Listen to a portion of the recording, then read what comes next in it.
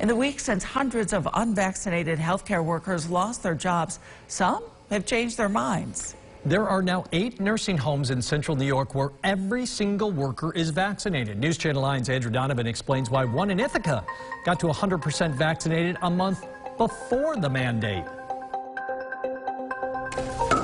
78-year-old Fair Golden is back on the pickleball court. We're just warming up right now. She and her fellow residents at Kendall at Ithaca remember what life is like without activities and without visitors during the pandemic. It makes sense that every single person who lives here is vaccinated. How'd you pull that off? Well, why wouldn't we? We're all of an age, you know? So I think everybody's keen. I don't think they really had trouble talking residents into it.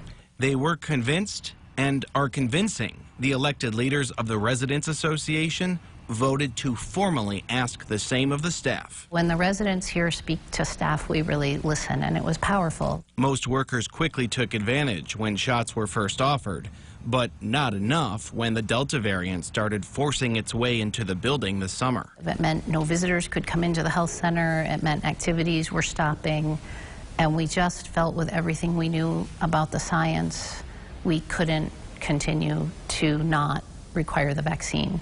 She did require it in early August. She said 10 people decided to leave, but by the time the state's deadline hit last week, every person on this campus was vaccinated. I think the vaccine is doing more than we hoped it would do because it is preventing serious illness, and all the data points you look at who's in the hospital, who's in ICUs, who's intubated.